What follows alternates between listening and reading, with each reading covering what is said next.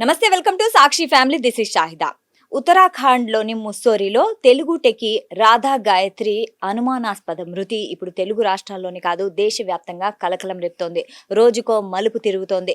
అయితే ఈ కేసులో దర్యాప్తు జరుగుతోంది అండ్ కుటుంబ సభ్యులు కూడా అనుమానాలు వ్యక్తం చేస్తున్నారు. అండ్ పోలీసుల దర్యాప్తులో నిజానిజాలు తేలనున్నాయి. అండ్ పోస్ట్ మార్టం రిపోర్టు చాలా కీలకం కానుంది. అయితే ఈ కేసు గురించి మనం మాట్లాడుకుందాము. ఈరోజు మనతో పాటు ఉన్నారు ప్రముఖ మానసిక వైద్యులు మన విశ్వేష్ గారు. So let's welcome him. నమస్తే సార్.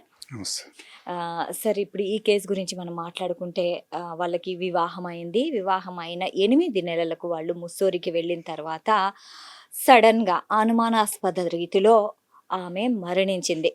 సో రాధా గాయత్రి మరణం సో అది మన అనుమానాస్పదమే అని అనుకోవచ్చు. సో దీని గురించి మీరు చెప్పండి సార్.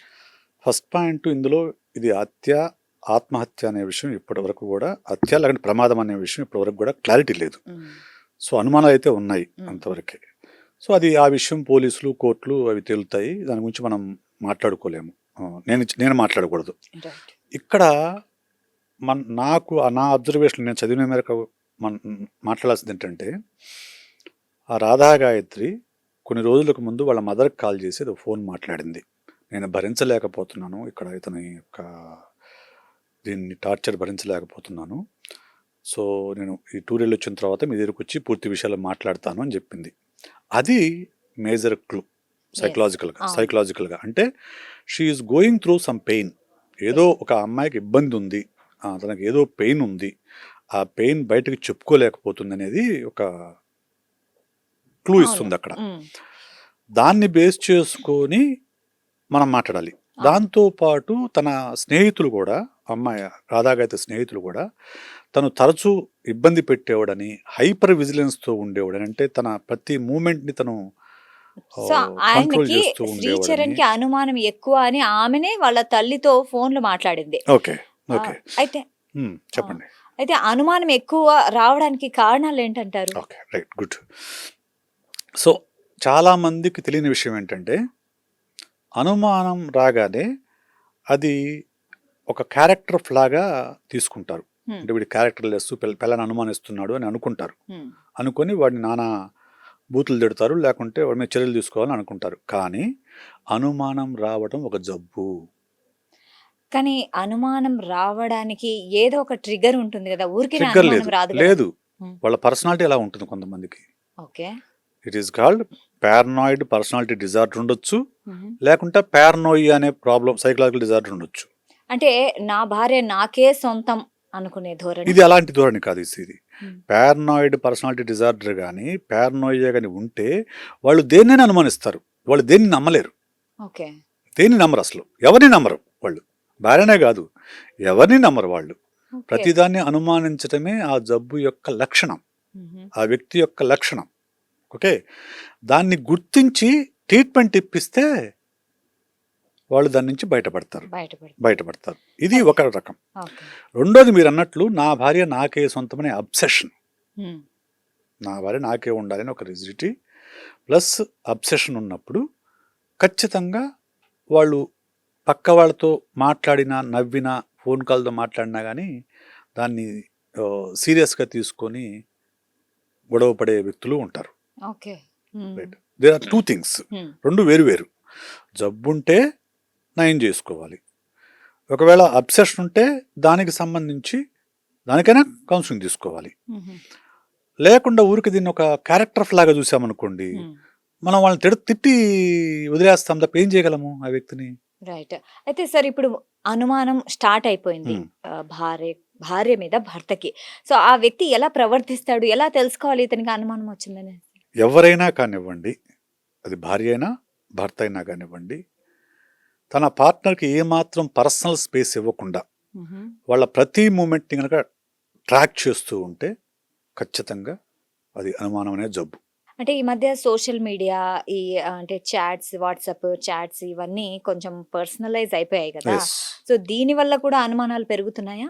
దీనివల్ల అనుమానాలు పెట్టడం అనేది సహజమే, నేను కాదని అన్నాం. ఎందుకంటే ఎప్పుడైతే నీకు హైపర్ ఇండివిజువలిజం వచ్చేసిందో, ఇప్పుడు ఇంతకు ముందు మన ఇంట్లో ఒక ఫోన్ ఉంటే అందరం ఆ ఫోన్లోనే మాట్లాడేవాళ్ళం. సో ఎవరెవరితో మాట్లాడినా తెలిసేది అందరికీ కూడా.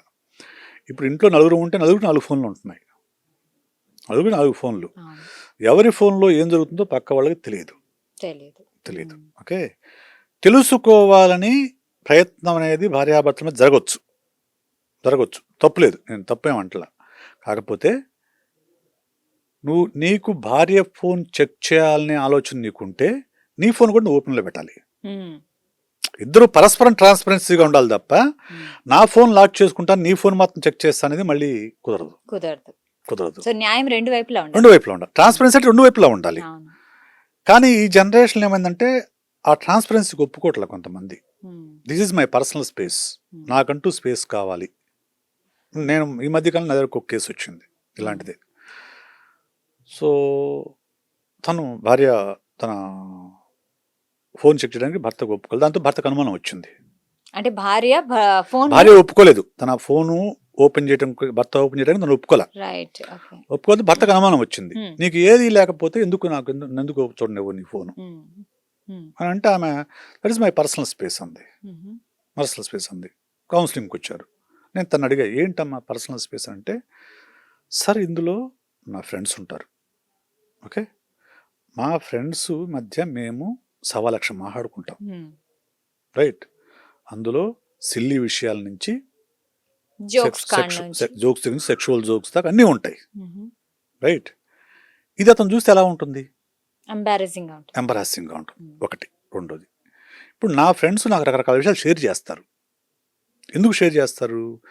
నేను ఎవరికి చెప్పని నమ్మకంతో షేర్ చేస్తారు. ఇప్పుడు అది నా భర్తకు నేను చూపిస్తే నేను నా బ్రీచ్ అయినట్టు కదా, ట్రస్ట్ బ్రీచ్ చేసినట్టే కదా. అందువల్ల నాకు ఇష్టం లేదు, I don't allow at any cost అని చెప్పింది. సో తర్వాత తన కూడా కూర్చోబెట్టి, సో కొంత స్పేస్ ఇవ్వాలని. సార్, పర్సనల్ స్పేస్ అడగడము నేరమా? కాదు.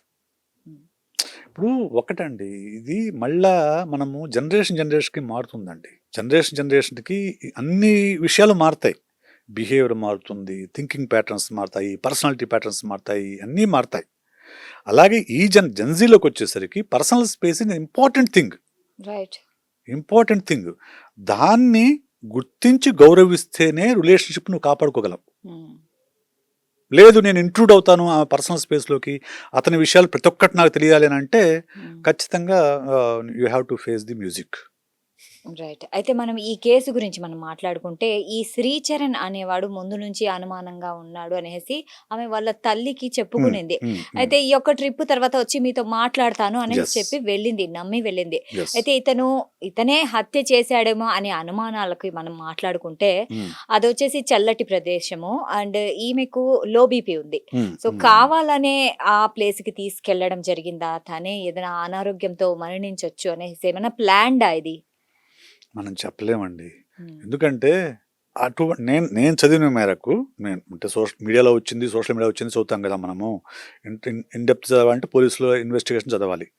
నేను చదివిన మేరకు అయితే ప్లాన్డ్ మర్డర్ అని అనిపించట్లేదు.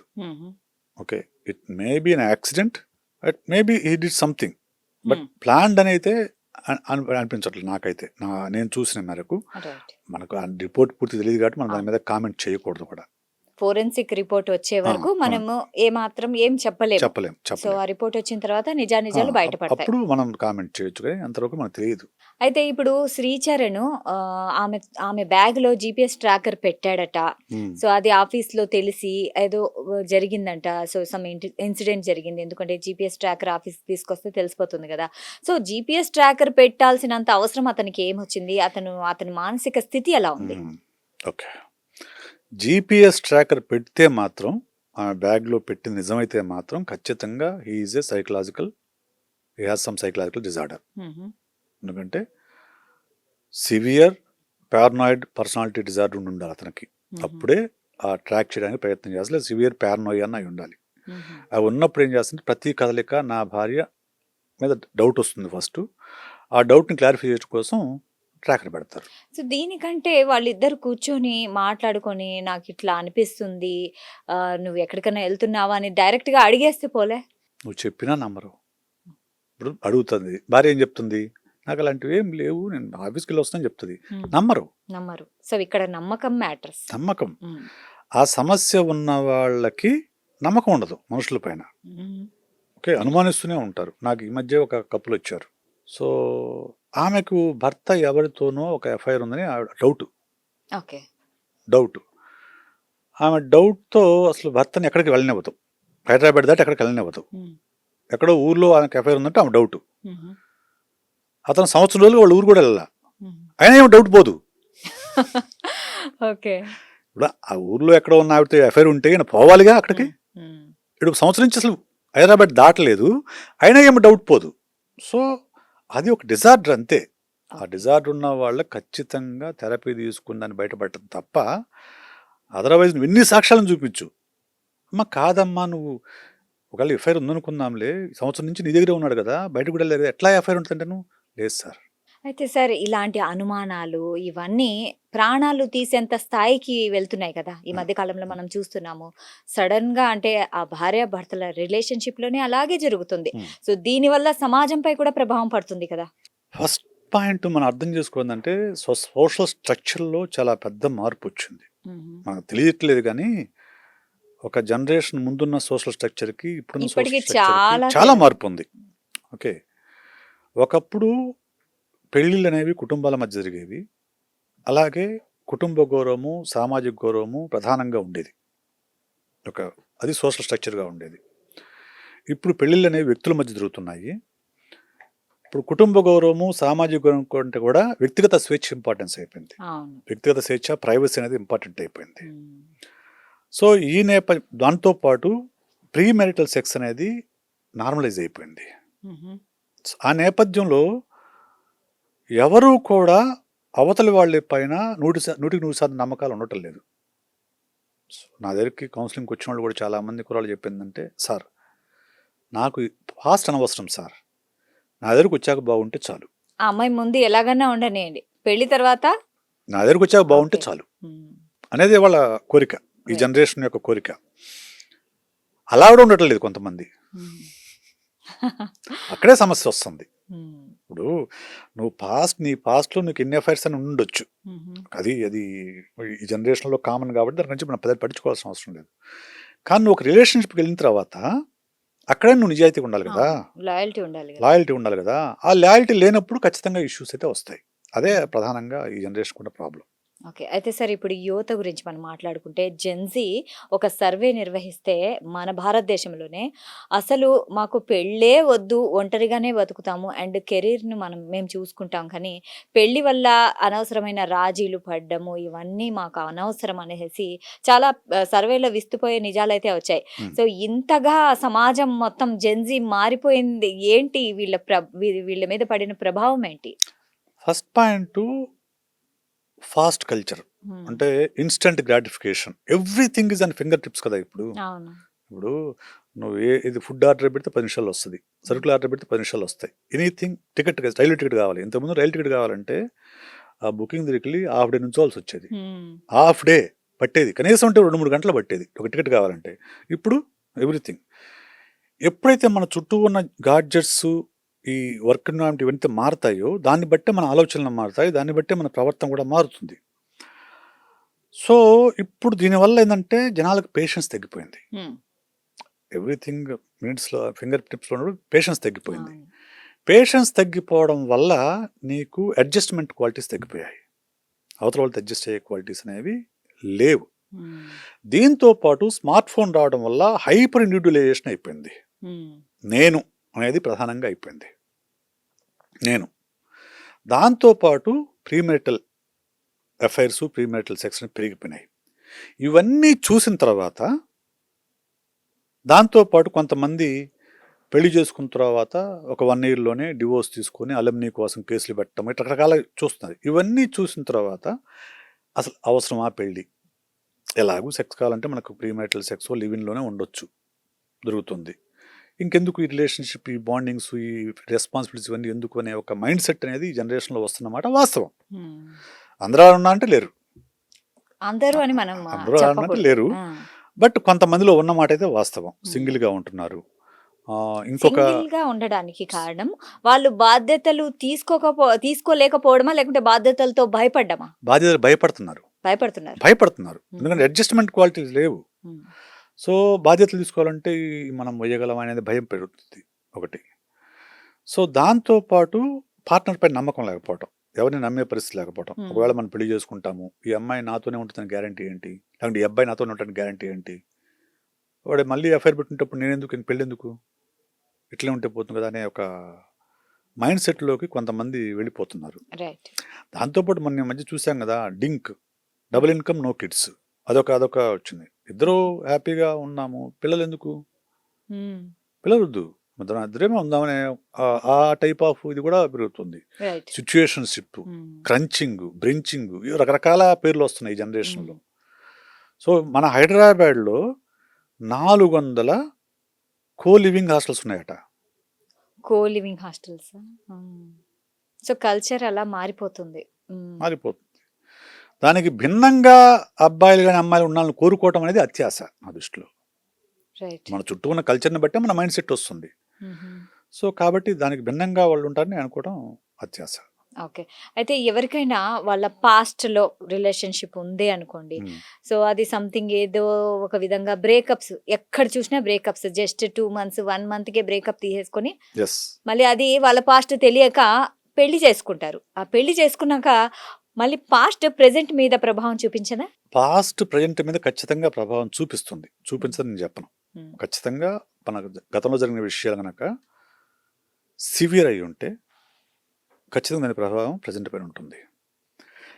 కానీ అది ఇంటెన్సిటీని బట్టి డిపెండ్ అయి ఉంటుంది. అంటే పాస్ట్ ఇంటెన్సిటీ ఇంత ఉందనుకోండి, ప్రజెంట్ ఇంటెన్సిటీ ఇంత ఉందనుకోండి, అప్పుడు పాస్ట్ ఏం పనిచేయదు, పాస్ట్ వెనక్కి వెళ్ళిపోతుంది. పాస్ట్ ఇన్ఫ్లుయెన్స్ ప్రజెంట్ యొక్క లవ్ ఎఫెక్షన్ ఉందనుకోండి, అప్పుడు పాస్ట్ ఇన్ఫ్లుయెన్స్ దాని మీద వచ్చేస్తుంది. అంతే కదా. రైట్. సో దేని ఇంటెన్సిటీ అంత, పాస్ట్ భయంకరంగా ఉందా, ప్రజెంట్ ఆనందం ఎక్కువగా ఉందా?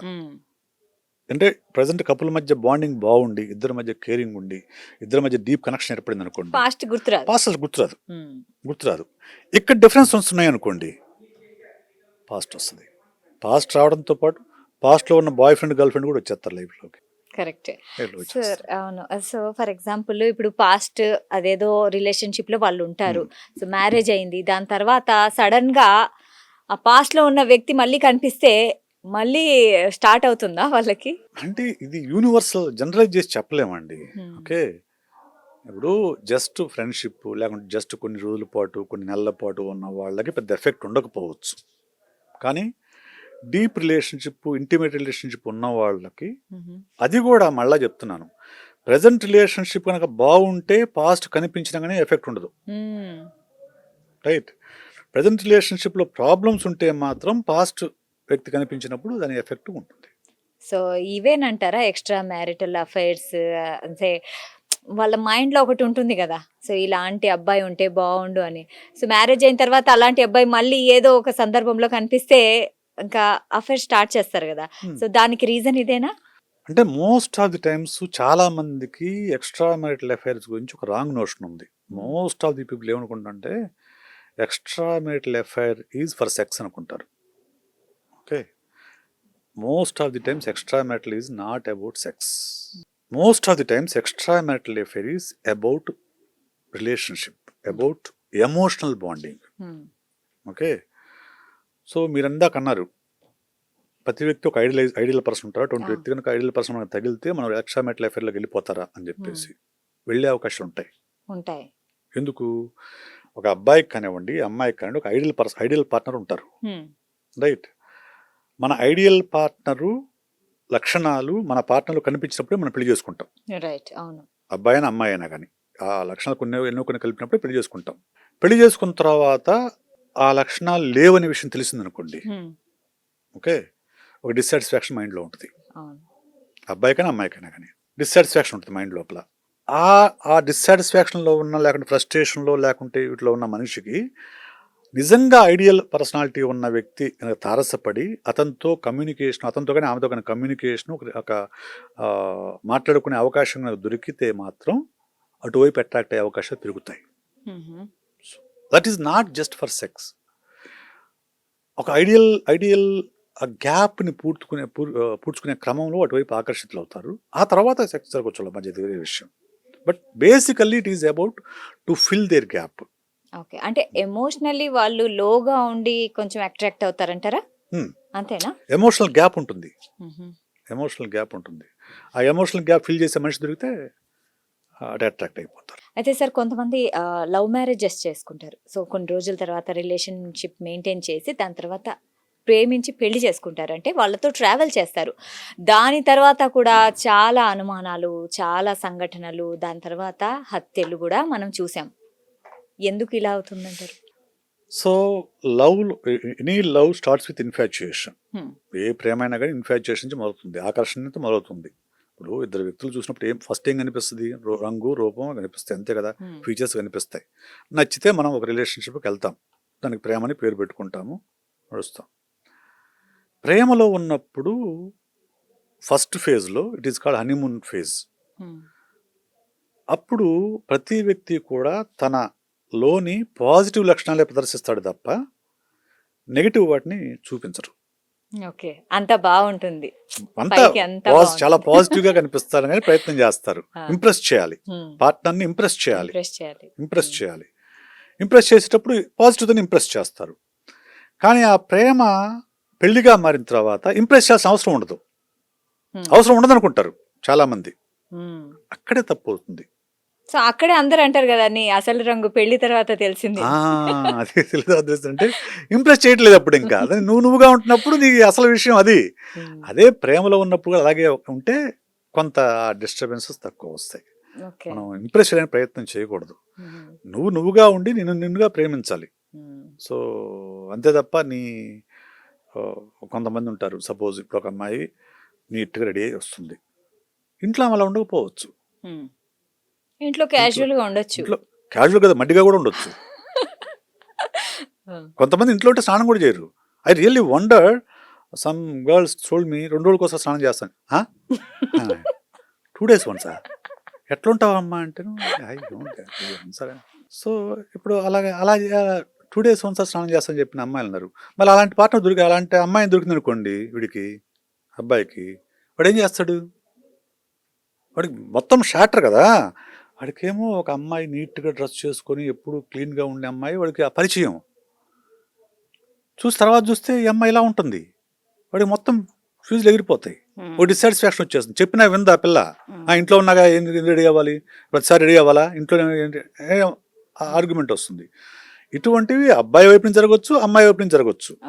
సో అప్పుడు గొడవలు అవుతాయి. ఆ స్పేస్లోకి మూడో వ్యక్తి ఎంటర్ అయినప్పుడు వేరే ఎక్స్ట్రా మెరిటల్ అఫైర్ గా మారుతుంది. అయితే సార్ ఇప్పుడు రాధా గాయత్రి కేసు గురించి మనం మాట్లాడుకుంటే, ఇతనికేమో అనుమానం అనేసి వాళ్ళ కుటుంబ సభ్యులు ఆరోపిస్తున్నారు. సో ఇతనేమో నాకేం తెలియదు అంటున్నాడు.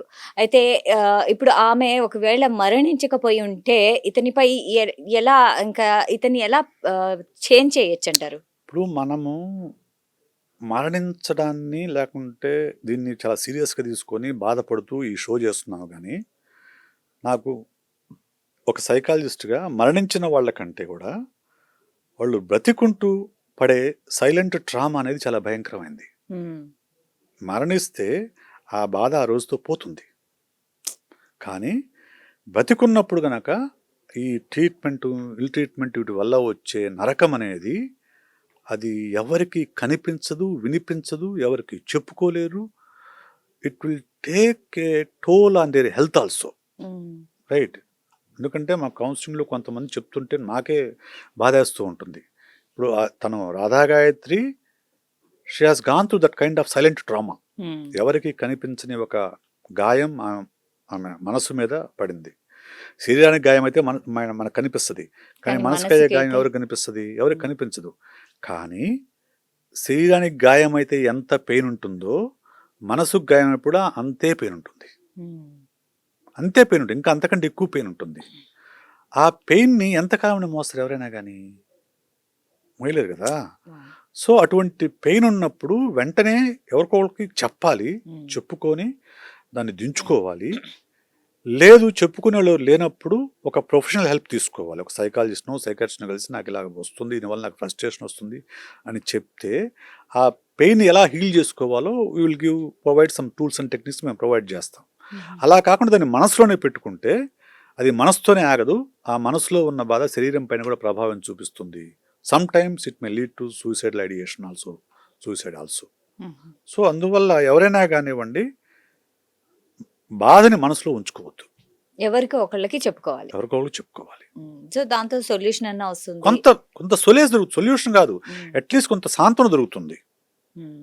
సొల్యూషనే కావాలని అంటే you have to consult a professional psychologist. Right. అయితే ఇది మరీ తక్కువ పీరియడ్ కదా, 8 months అయింది వాళ్ళకి పెళ్ళయ్యి, వాళ్ళు ఇప్పుడిప్పుడే అర్థం చేసుకుంటున్నారు. పైగా వాళ్ళు చాలా రోజులు కలిసి కూడా లేరంట వాళ్ళ వాళ్ళ ఆమె ఉద్యోగరీత్యా. గుర్గావు, ఇతను పూణే అనుకుంటాను. సో అది కూడా ఆ దూరం కూడా వాళ్ళని అంటే అర్థం చేసుకోలేకపోయారా ఇద్దరు? ఇప్పుడు ఖచ్చితంగా దూరంగా ఉంటే కలిసి ఒక చోట లేకపోతే నీకేం అర్థం అవుతారు మనిషి? ఇప్పుడు ఫోన్లో మాట్లాడుకుంటే ఏం మాట్లాడుకుంటాము, ఎంతసేపు మాట్లాడుకుంటాము? మహా అయితే ఎంత కొత్తగా పెళ్ళైనా కానీ 1 గంట 2 గంటలు మాట్లాడుకుంటారు. గంట 2 గంటలు ఏం చెప్పుకుంటే ఈరోజు ఆఫీస్ ఎలా అయింది, ఏం తిన్నావు, ఇవే మాట్లాడుకుంటారు ఎక్కువ. అంతకంటే కొంచెం రొమాంటిక్ విషయాలు మాట్లాడుకుంటారు. కానీ మనిషి బిహేవియర్ కానీ తెలియదుగా, మనిషి బిహేవియర్ తెలియదు కదా. కలిసి 2-3 రోజులు పూర్తిగా ఫుల్ రొమాంటిక్ మూడ్లో ఉంటారు, మిగతా ఇవన్నీ ఏం పట్టవు. రైట్, అది ఒక కారణం అయి ఉండొచ్చు. ఒకటి ఇతని హైపర్ విజిలెన్స్ కూడా కారణం అయి ఉండొచ్చు. ఇతను ప్రతి ట్రాకర్ పెట్టారంటున్నారు, ప్రతిసారి ఫోన్ చేసి ఎక్కడున్నావు అని అడగటము, ఇవన్నీ కూడా అమ్మకి సఫకేషన్గా ఫీల్ అయ్యి ఉండొచ్చు. మరి ఏమన్నా మాట్లాడినాడేమో మనకు తెలియదు, అతను తెలియదు మనకు. సో ఇవన్నీ కూడా ఆమె సఫకేషన్ ఫీల్ అయ్యి, అందుకనే ఆవిడ వాళ్ళ మదర్తో ఫోన్ చేసి నేను వచ్చి మాట్లాడతాను మీతో అని చెప్పేసి చెప్పింది. అంటే దెర్ ఇస్ సమ్ ఇష్యూ, ఏదో ప్రాబ్లం అయితే ఉంది. ప్రాబ్లం అయితే ఉంది. అది ఎంత సివియరు, ఆ ప్రాబ్లమే దీనికి కారణమా, అతను దాని వల్ల చంపాడా, లేకుంటే ఆమె ప్రమాదవశాత్తు మరణించింది అనే విషయం ఇంకా పైగా పోలీసుల విచారణలో కూడా బయట నుంచి ఏ వ్యక్తి రాలేదు అండ్ వీళ్ళు ఆల్కహాల్ కూడా తీసుకున్నారు అని అతనే అంటున్నాడు. మరి సో midnight 2 వరకు తాగారట, midnight 2 వరకు ఏడ ఆల్కహాల్ అని చెప్పారట. మరి midnight 2 వరకు తాగటంలో ఏమో లో బీపీ ఉండటం అనేది కూడా ఈ రెండు కలిసి ఏమన్నా మరణానికి కారణమైనయా, లేకంటే ఆల్కహాల్ తాగిన తర్వాత ఏమన్నా చేశారా, ఇవన్నీ మనకు తెలియదు. అంటే ఆమె ముక్కులోంచి రక్తం వచ్చినట్లు చెప్తున్నారు. మరి ఇది అంటే ఏదైనా కొట్టడం వల్ల వచ్చిందంటారా, లేకుంటే ఏదైనా సంఘటన జరిగి ఉంటుందంటారా? నేను అక్కడ లేను కాబట్టి నేను చెప్పలేను సార్. మన భారతదేశము వివాహ వ్యవస్థ చాలా గొప్పది మన దేశంలో. సో అది చూస్తుంటే ఇప్పుడు రాను మనము చూస్తూనే ఉన్నాం, రకరకాలుగా మారుతుంది. అయితే ఇప్పుడు పెళ్లి చేసుకోవాలనుకుంటే ఒక అబ్బాయి ఎలా సిద్ధంగా ఉండాలి అండ్ అమ్మాయి ఎలా సిద్ధంగా ఉండాలి? అబ్బాయి అయినా అమ్మాయి అయినా కానీ పర్ఫెక్ట్ మ్యారేజ్ ఉండదనే విషయాన్ని తెలుసుకొని సిద్ధంగా ఉండాలి. పర్ఫెక్ట్ మ్యారేజ్ ఉండదు అంటే ఇది ఎప్పుడన్నా బ్రేకప్? అలా కాదు, పర్ఫెక్ట్ బ్రేకప్ కాదు, పర్ఫెక్ట్ మ్యారేజ్ ఉండడం అంటే ఐడియల్ కపుల్ అంటూ ఉండరు. మనం సోషల్ మీడియాలో లేకుంటే ఓటీటీల్లో టీవీ సీరియల్ చూసేటువంటి ఎటువంటి గొడవలు జరగని, ఎప్పటికప్పుడు రొమాంటిక్గా ఉండే, సర్ప్రైజ్ గిఫ్ట్లు ఇస్తుండే, సర్ప్రైజ్ టూర్లు వేస్తుండే ఐడియల్ కపుల్ అనేవాళ్ళు కేవలం తెర మీద మాత్రమే ఉంటారు. సోషల్ మీడియాలో కనిపించే ఐడియల్ కపుల్ అందరూ కూడా అవి తెర మీద కనిపించే, స్క్రీన్ మీద కనిపించే, కానీ వాళ్ళ జీవితాల్లో ఏముందో ఎవరికి తెలియదు. రైట్, కాబట్టి దాన్ని నిజం అనుకోవద్దు, ఫస్ట్ పాయింట్. రెండోది, ఏ కపుల్ మధ్య అయినా కానీ గొడవలు ఉంటాయి. గొడవలు లేవని ఎవరైనా చెప్పారంటే అంతకంటే అబద్ధం లేదు, ఫస్ట్ పాయింట్. కాబట్టి మా మధ్య డిఫరెన్స్ వస్తాయి, మేము సాల్వ్ చేసుకోవాలనే ఆ ఉద్దేశంతోనే పెళ్లికి సిద్ధం కావాలి. నా భార్య పర్ఫెక్ట్గా ఉంటుందని భర్త అనుకోకూడదు, నా భర్త పర్ఫెక్ట్గా ఉండాలని భార్య అనుకోకూడదు. రైట్, ఈ రెండింటికి సిద్ధమైతే పెళ్లి చేసుకోవచ్చు. రెండోది, భార్యాభర్తల మధ్య గొడవలు వస్తే ఎట్టి పరిస్థితుల్లో కూడా ఇటువైపు కుటుంబం అటువైపు కుటుంబం దాంట్లో జోక్యం చేసుకోకూడదు. జోక్యం చేసుకున్నారు అని అంటే అది ఇంకా చిరిగి చాట్ అవుతుంది, పెద్దదిగా మారిపోతుంది, గొడవ పెద్దదైపోతుంది. సో భార్యాభర్తల మధ్య గొడవలు వస్తే వీలైనంత వరకు వాళ్ళే కూర్చొని సార్ట్అవుట్ చేసుకోవాలి. రైట్, లేదా ఒక మ్యారేజ్ కౌన్సిలర్ను, ఒక సైకాలజిస్ట్ను, ఒక మ్యారిటల్ థెరపిస్ట్ను కలవండి. ఎందుకంటే పెద్దలు వచ్చేసరికి అబ్బాయి వైపు వాళ్ళు అబ్బాయి వైపు మాట్లాడతారు, అమ్మాయి వైపు అమ్మాయి వైపు మాట్లాడతారు. దాని అక్కడతో ఆగదు, అది అక్కడ పెళ్లి సంబంధాలు చూసినప్పటి నుంచి గొడవలన్నీ బయటికి లాగుతారు. ఓకే, సో అలా కాకుండా ఒక ప్రొఫెషనల్ కలిస్తుంటే ఆబ్జెక్టివ్గా ఉంటారు. నువ్వు నాకు నా అమ్మాయి బంధువు కాదు, అమ్మాయి బంధువు కాదు, నాకు నా దగ్గరకు వచ్చారనుకోండి, ఇద్దరు నాకు బంధువులు కాదు కాబట్టి మధ్యవర్తిత్వం. ఇద్దరిలో చెప్పేదాన్ని కూర్చొని, మధ్యవర్తిత్వం కూడా కాదు, లాజికల్గా ఏది ఉంది, సెన్సిబుల్గా ఏది ఉంది, నిజంగా ఏం జరుగుతుందని చూసి కరెక్ట్గా ప్రొఫెషనల్గా హెల్ప్ చేయగలరు. అలా కాకుండా పెద్ద మనుషుల దగ్గరికి వెళ్ళిందంటే అది ఇంకా పెద్దగా ఇంకా పెద్దగా అవుతుంది, సమస్య పెద్ద అవుతుంది. ఈ 2 విషయాల్లో జాగ్రత్త తీసుకుంటే పెళ్లి చేసుకోవచ్చు. ఇప్పుడు పేరెంట్స్ కూడా మన ఇండియన్ పేరెంటింగ్లో ఒక పెద్ద మిస్టేక్ ఏంటంటే అండి, పిల్లలు పెళ్ళిళ్ళు చేసుకున్నా కానీ, వాళ్ళ పిల్లలకు పుట్టినా, వాళ్ళకి పిల్లలు పుట్టినా, వాళ్ళ పిల్లలకు పెళ్ళిళ్ళు అయినా కానీ, నా కొడుకు నా మాట వినాలి, నా కూతురు నా మాట వినాలని కోరుకుంటాం. చాలామంది పేరెంట్స్ అలా కోరుకుంటారు. వాళ్ళ బతుకు వాళ్ళని బతకనివ్వరు. అంటే ఎక్కువగా ఇంటర్ఫిరెన్స్ ఉంటుంది. అది తప్పు. ఇప్పుడు మీ అబ్బాయికి కానీ మీ అమ్మాయికి కానీ ఒక 25 ఏళ్ళు వచ్చాయి. 25 ఏళ్ళు వచ్చాక కూడా వాళ్ళ బతుకు వాళ్ళు బతికే ధైర్యం వాళ్ళకి లేకపోతే, వాళ్ళ జీవితానికి సంబంధించిన నిర్ణయాలు తీసుకునే స్కిల్ వాళ్ళకి లేకపోతే వాళ్ళకి పెళ్ళి ఎందుకు? అనవసరం కదా. సో మీరు ఎంతకాలం నడిపిస్తారు? ఎవరైనా కానీ తల్లిదండ్రులు ఎంతకాలం నడిపిస్తారు పిల్లల్ని? జీవితకాలం నడిపించడే కదా. సో కాబట్టి ఒక వయసుకు వచ్చిన తర్వాత వాళ్ళ జీవితానికి సంబంధించిన నిర్ణయాలు వాళ్ళు తీసుకునే స్వేచ్ఛని వాళ్లకు ఇవ్వాలి. ఒకవేళ వాళ్ళు తీసుకోలేక మీ దగ్గరికి సహాయానికి వచ్చినప్పుడు మాత్రమే మీరు అందులో ఇంటర్ఫియర్ కావాలి తప్ప, ప్రతిరోజు ఫోన్ చేసి ఈరోజు ఏం జరిగిందో అని అడగటం అనేది చాలా కాపురాలని కూలుస్తున్న విషయం. కాబట్టి తల్లిదండ్రులు ఒకసారి పెళ్ళైన తర్వాత వాళ్ళ పరిధిలో వాళ్ళు ఉండాలి, చుట్టం చూపుగా వెళ్ళాలి. వాళ్ళు ఫోన్ చేసినప్పుడు మాత్రమే మాట్లాడాలి తప్ప ప్రతిరోజు ఇంటర్ఫిరెన్స్ చేసుకుంటే మీరు చేతుల మీ కూతురు కొడుకు కాపురాన్ని కూలుస్తున్నారని అర్థం. రైట్, చాలా మంచి విషయాలు చెప్పారు sir. Thank you so much, me valuable time ఇచ్చారు. సో చూశారు కదా, డాక్టర్ విశ్వేష్ గారు అంటే మన వివాహ వ్యవస్థ మీద ఇప్పుడు జరుగుతున్న ఈ పరిణామాలు ఏవైతే ఉన్నాయో వివాహ వ్యవస్థ మీద, అండ్ ఆల్సో జెన్జీ వాళ్ళ ఆలోచన ధోరణి మీద, ఇప్పుడు జరుగుతున్న వివాహం తర్వాత జరుగుతున్న మరణాల మీద చాలా మంచిగా విశ్లేషణ చేశారు. సో ఇది ఇవాల్టి కార్యక్రమం. మరో కార్యక్రమంలో మళ్ళీ కలుద్దాం. అంటిల్ దెన్ కీప్ వాచింగ్ సాక్షి టీవీ.